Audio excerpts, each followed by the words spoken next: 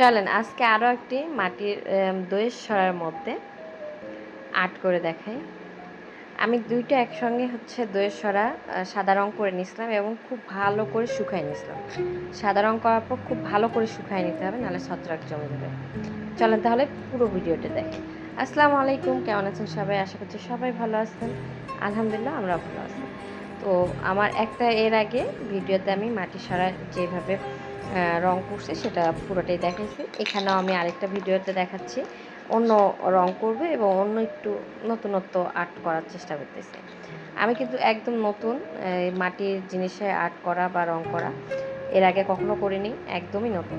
তো একটু পেন্সিল দিয়ে আর্ট করে নিচ্ছে, তারপর আমি অ্যাক্রিলিক কালারের হলুদ রংটা একটা পাতা শেপের যে ফুলের আকৃতিগুলো করছে সেখানে দিচ্ছি। আমার সঙ্গে আমার মেয়েও সঙ্গে ছিল, সেও একটু মাতব্বরি করতেছে। সে প্রতিটা ভিডিও করতে গেলে বা ভয়েস দিতে গেলে সে আমার পাশে থাকে এবং মাতব্বরি করে। এটা নতুন কিছু না আমার।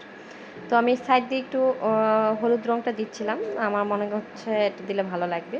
সত্যি দেওয়ার পর অনেক সুন্দর লাগতেছিল। তারপরে ভাবলাম অ্যাক্রিলিকের নীল কালারটা এই ফুলের মাঝখানে দিই, তার বর্ডার করে দিই, তাহলে ভালো লাগবে দেখতে। কারণ হলুদ নীল কম্বিনেশনটা অনেক সুন্দর যায়, অনেক সুন্দর লাগে দেখতে। তো আমি ওইভাবেই করে নিচ্ছি।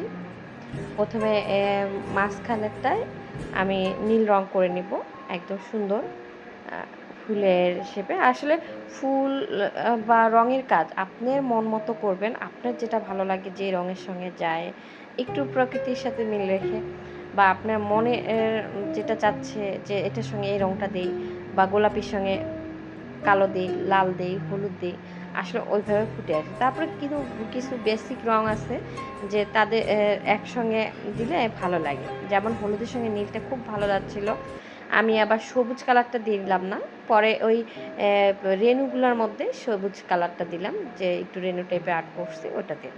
তো এখানে একটা খুব ভালো লাগতেছিল, খুবই সুন্দর লাগতেছে আর্ট মানে শুকানোর পর।